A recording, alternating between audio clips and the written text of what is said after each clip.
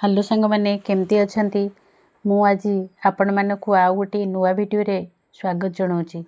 मु आज आपण मानक पई नवेम्बर मास मातृ कमिटीर रेजुलेशन टुकु नहीं आसी। ताहले वीडियोटी स्टार्ट करने पूर्व मोर आपण मानक गोटे रिक्वेस्ट, आपण जति मो चैनल रे नुआ ताहले प्लीज गोटे लाइक करेंगे, सब्सक्राइब करेंगे एवं कमेंट लिखि जणाइबा पई भूलिबे नाही। जेपरी अध्यता 20/11/25 तारिख दिबा 1 समय आम डैश अंगनवाड़ी केन्द्र ठारे मातृ कमिटी बैठकर आयोजन करागला। एठारे आपण माने निज केन्द्र नामटी को लिखिदेवे। यही बैठक में मातृ कमिटीर समस्त सदस्य जोगदे आलोचन अंशग्रहण करथिले। प्रथमे अंगनवाड़ी कर्मी उपस्थित थिबा समस्त सदस्य मानकु स्वागत जणाई आजिर सभा कार्य को आरंभ करथिले। मुख्य आलोच्य विषय प्रथमे कर्मी पूर्व बैठकर विवरणी पठन करथिले एवं आजिर बैठक को आरंभ करथिले। एक नवेम्बर मासठारु शीत आरंभ होइतिला, तेणु सरकार तरफ केन्द्र रे समस्त शिशु मानकु टोपीवाला स्वेटर जोगाई दियागला। शिशु माने जेपरी प्रत्येक दिन अंगनवाड़ी यूनिफॉर्म, स्वेटर, जोता, सॉक्स पिंधिकी केन्द्र को आसिबे, सेथिबाई मातृ कमिटी सदस्य माने ध्यान देवा उचित बोली कर्मी जणाइथिले। 2 टीएचआर बंटन समय रे मातृ कमिटी सदस्य मानकर सहयोग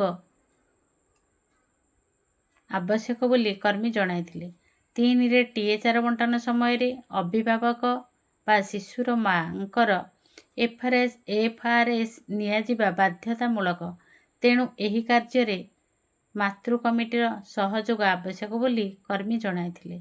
4 प्रत्येक मासरे 1 तारिख ठारू 5 तारिख भितर 0 ରୁ 6 वर्षर शिशु मानंको केन्द्र को आनी ओजन करिनेपा पाई कर्मी बैठक रे जणाइथिले।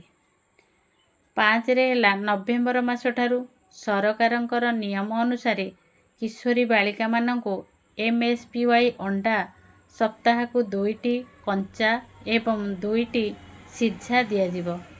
मासकु 8 गोटी कंचा अंडा और 8 गोटी सिझा अंडा दियाजिबो।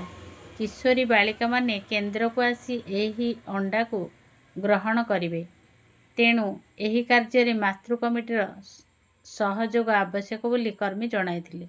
6 आसंता मासरे हेबाकु थिबा समस्त कार्य रे जोग देबा पई आजिर बैठक रे कर्मी जणाइथिले। आलोचना शेष रे धन्यवाद जणाई सभा सांग करागला। भौणी माने आशा करुछि मोर एही वीडियोटी निश्चित आपनकु पसंद आसीबो, तेनु प्लीज गोटे लाइक करिवे एवं सब्सक्राइब करिवा पई भूलिबे नाही। रहिली।